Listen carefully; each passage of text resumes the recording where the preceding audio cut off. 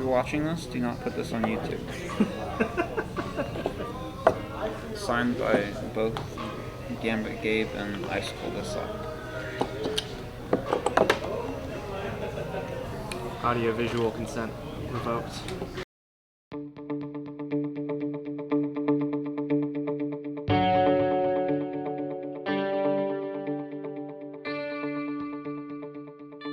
Go.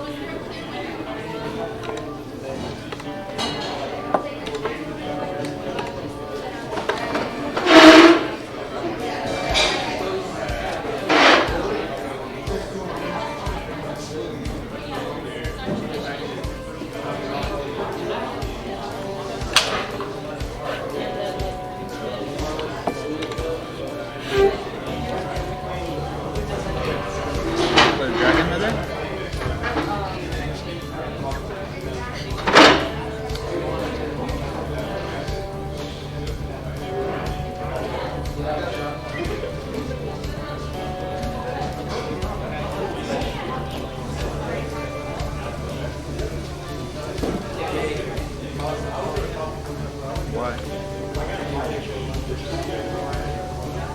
I'm not a winner. I didn't actually. Rebecca told me wrong.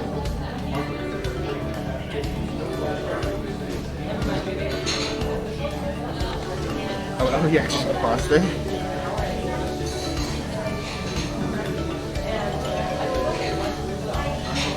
I would like time taken off your clock for that.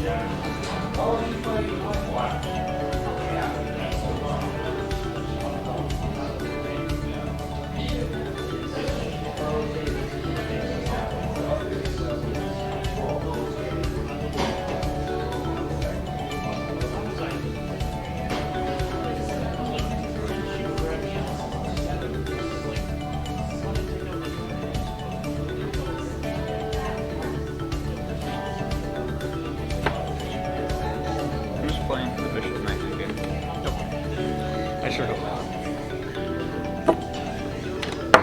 Oh yeah, I'm gonna take that.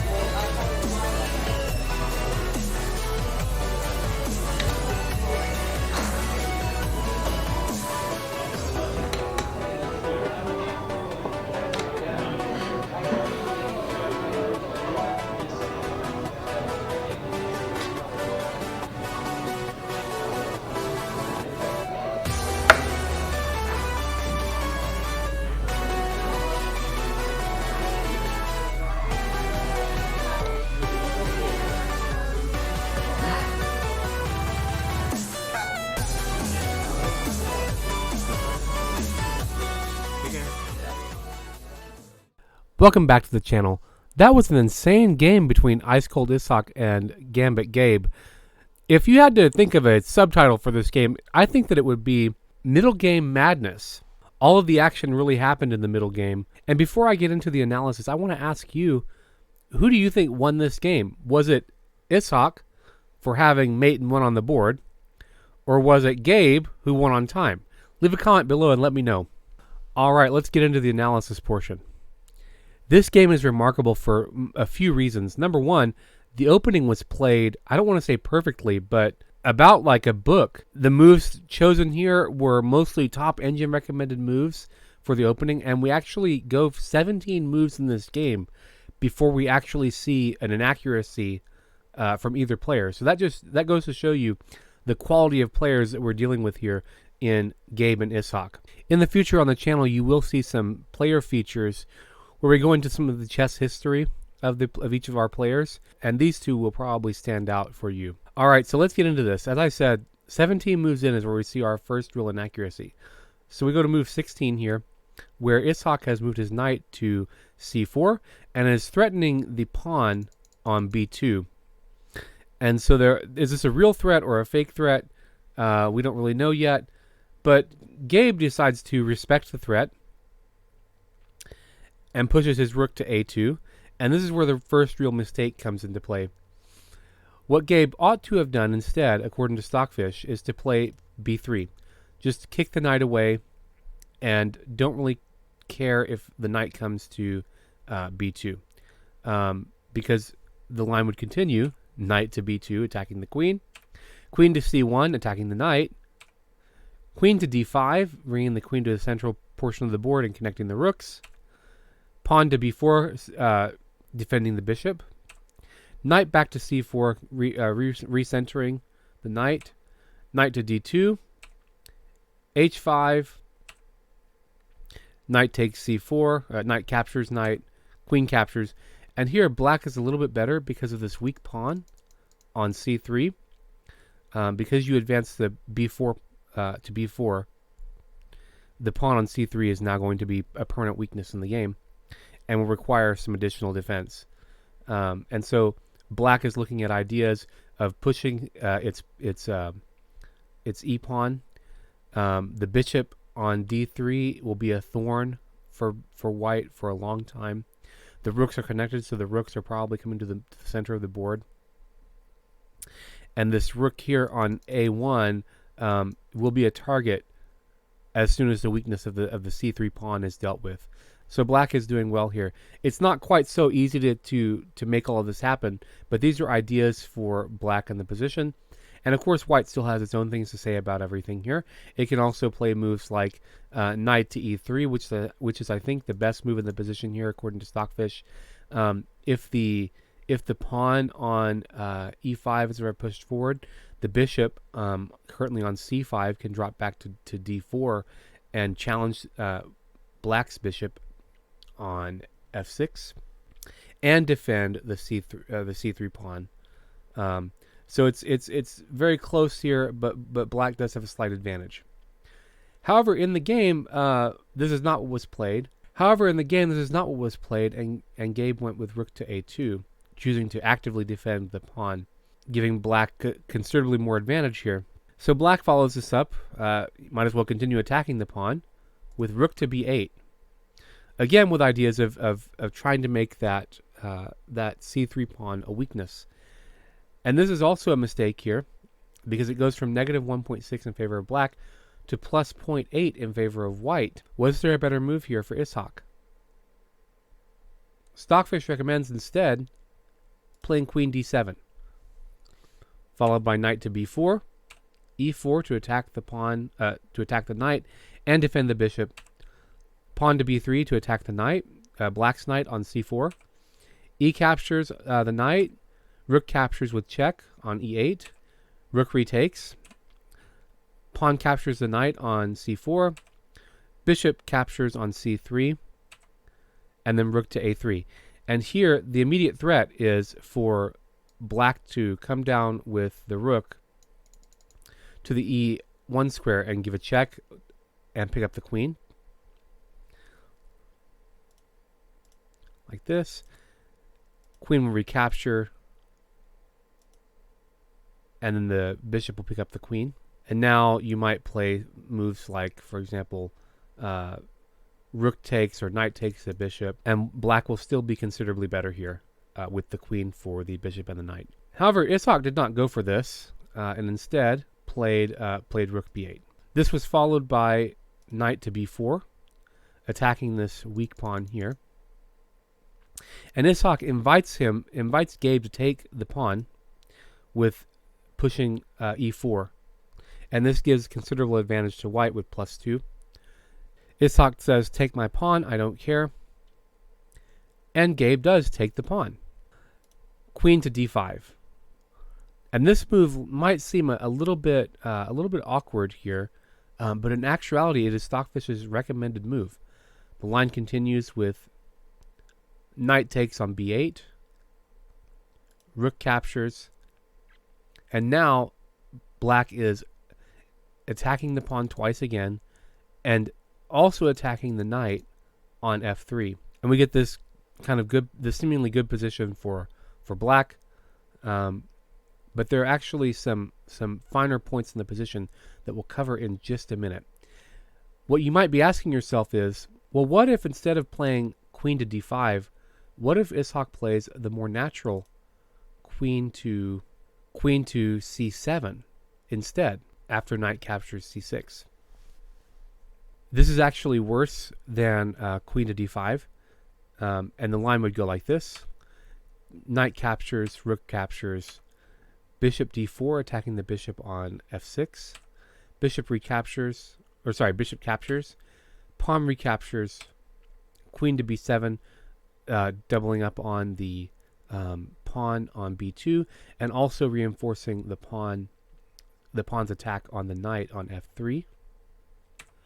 Knight to e5, knight captures, pawn captures, and white is winning here, even though it doesn't look like it at first glance.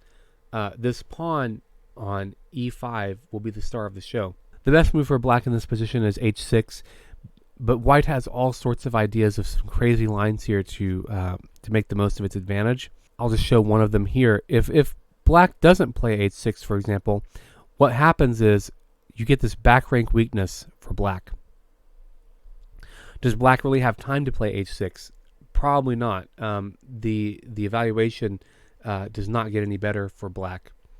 And everything else, the other four top moves in the position, are dramatically worse than the position as it is currently. Black will be down the exchange, and black's pawn structure on the queen side will suffer for the rest of the game. All right, back to the game at hand. After queen to d5, Gabe played knight captures on b8, rook captures with rook recaptures. Gabe plays knight to d2, which is a mistake because it allows for a sneaky tactic. Can you see it? What Ishak is planning is simply capturing, and if you recapture, Ishak gets a full rook out of the position. The bishop and the pawn, are guarded. They're guarding each other, and they're blocking white's highway in the middle of the board. However, better for Gabe was simply bishop to d4. Consolidate. Make black's bishop on f6 very weak. Have to go to a suboptimal square. And here white is comfortably ahead in the game at plus 2.5. The line would continue knight to e3, rook takes, bishop captures on d4, knight recaptures, queen captures on a2, the rook is gone, and now knight to c6. Suddenly, black's king side is looking very empty, and if black is not very careful, white can engineer back rank weaknesses again, and at any point sacrifice either the rook or the queen to get a checkmate if black gets a little bit careless here. However, in the game, Ishak goes for the after knight to d2, Ishak goes for the tactic, captures on d2, queen captures the rook. And let me just show the continuation of what was played here to remind you of where the pieces moved, because it will take us right to our next critical position of the game. And that was bishop to a3 to defend the pawn, and now rook to b3. And this is a blunder for black. Black's idea is to capture the bishop on a3, and if the pawn recaptures, the queen has an open path to capturing white's queen on d2. That looks like a tactic. You also will have ideas of the bishop capturing on c3, pinning the queen to the rook in some instances. However, the issue here is that back rank weakness that we've talked about a few times now. It now comes to haunt Ishak, if Gabe can take advantage of it. In the game, Gabe plays queen to f4. Gabe's idea is if black captures the bishop, let me come down for check. Bishop will come back to defend. Queen will capture, and it will be checkmate. But there's a better way to go about this. A more forcing way to go about this. Can you find it? If you said queen sacrifice, you win the game. Stockface recommends queen takes d3, h6, rook takes e4. Now, why did I say queen sacrifice? I said queen sacrifice because if black, instead of playing h6, takes the queen, mate in 1. After h6, black will pick up the pawn, or white will pick up the pawn. Rook to b8, defending the back rank. King to h2, getting off of its own back rank. a5, queen to d7. Queen to b3, g3, rook to d8. And white is massively better here at plus 6.4. This was the last critical position of the game. And as everybody knows, at the end of the game, Gabe gave Ishak the mate in 1 on the board. Thanks for joining us for this fantastic game. Let us know how you liked it in the comments below. Don't forget to like and subscribe and share this game with your friends if you found it instructional or helpful for your own games. We'll see you in the next one.